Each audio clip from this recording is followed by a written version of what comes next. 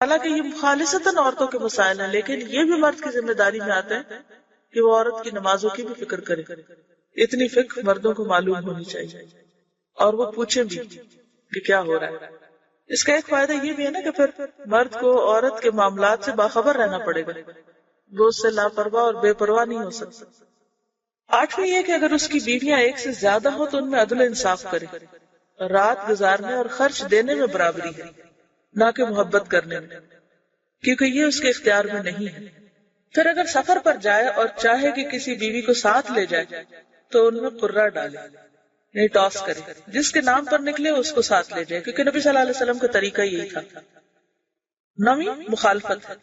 اگر عورت مرد کے خلاف اٹھ کھڑی ہوئی، ان نشوز جس کو کہتے ہیں قرآن میں آپ سب اس کو پڑھ چکے ہوں گے، یعنی اس کا خاص حق نہ دے یا سرکشی کرے، تو مرد کا حق ہے کہ اس کو ادب سکھائے. یعنی جائز بات میں بھی مرد کی بات سنے ہی نہ، مانے ہی نہ، اس کا حق نہ دے، تو پھر شوہر ہی کو اللہ نے ذمہ دیا ہے کہ وہ بیوی کو سمجھائے، اسے طاقت سے اطاعت پر آمادہ کرے. لیکن اس تعدیب میں یعنی ادب سکھانے میں درجہ بندی کو ملحوظ رکھے، سٹیپ بائی سٹیپ. پہلے اسے نصیحت کرے، پھر دھمکی دے، اگر اس سے فائدہ نہ ہو تو اسے اس کے بستر میں تنہا چھوڑ دے، کیونکہ یہ بات عورت پہ بہت گراں گزرے گی.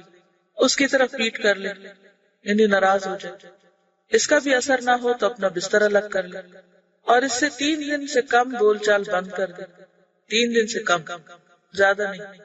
پھر اگر اس سے بھی فائدہ نہ ہو تو اسے مارے، لیکن سخت نہ مارے، اور وہ یہ ہے کہ اس کا جسم خون آلود نہ ہو اور اس کے چہرے پر بھی نہ مارے. 10ویں جماع کے آداب سے متعلق مستحب ہے کہ بسم اللہ سے شروع کرے، قبلے سے منہ پھیر لے، جماع کے وقت اوپر کپڑا ڈال لے، ننگا نہ ہو، اور یہ کہ پہلے کھیل اور مانکا اور بوس و کنار شروع کرے.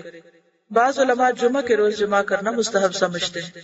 پھر جب مرد فارغ ہو جائے تو اسی حالت میں کچھ دیر ٹھہرا رہے تاکہ عورت بھی فارغ ہو جائے، کیونکہ عموماً عورت کا انزال مرد کی نسبت دیر سے ہوتا ہے. حیض کی حالت میں اور پخانہ کی جگہ میں مجامت کرنا جائز نہیں. اگر دوبارہ مجامت کرنا چاہے تو اپنی شرمگاہ کو دھو کر وضو کر لے. جنابت کی حالت میں بال نہ منڈائے، ناخن نہ کٹائے اور خون نہ نکلوائے، یعنی وہ جو پچنے لگواتے. عزل کرنا انزال کے وقت اپنی شرمگاہ کو باہر نکال کر منی گرا دینا جائز لیکن مکروہ ہے. 11 ولادت کے آداب ہیں اور وہ 6 ہیں. پہلا یہ کہ لڑکے کی پیدائش پر زیادہ خوش اور لڑکی کی پیدائش پر غمگین نہ ہو، کیونکہ اسے معلوم نہیں کہ لڑکے میں بھلائی ہے یا لڑکی میں، یعنی کہ بچوں کی پیدائش میں بھی انصاف سے کام ہے. عام طور پر لوگ لڑکے کی پیدائش میں زیادہ خوش ہوتے ہیں اور لڑکی کی پیدائش پر غمگین ہوتے ہیں، جیسے کہ قرآن پاک میں بھی بات کی گئی. دور جاہلیت میں خاص طور پر ایسا ہوتا تھا. وَإِذَا بُشِّرَ أَحَدُهُمْ بِالْأُنثىٰ ظَلَّ وَجْهُهُ مُسْوَدًّا وَهُوَ كَظِيمٌ يَتَوَارَىٰ مِنَ الْقَوْمِ مِنْ سُوءِ مَا بُشِّرَ بِهِ أَيُمْسِكُهُ عَلَىٰ هُونٍ أَمْ يَدُسُّهُ فِي التُّرَابِ أَلَا سَاءَ مَا يَحْكُمُونَ. کہ جب ان میں سے کسی کو بیٹی کی پیدائش کی خوشخبری دی جاتی ہے تو وہ غم کے گھونٹ پینے لگتا ہے، اس کا چہرہ سیاہ ہو جاتا ہے، سوچتا ہے کہ کیا اس کو ذلت کے ساتھ لیے رکھے یا مٹی میں دبا دے. کتنا برا ہے فیصلہ جو وہ کرتے ہیں.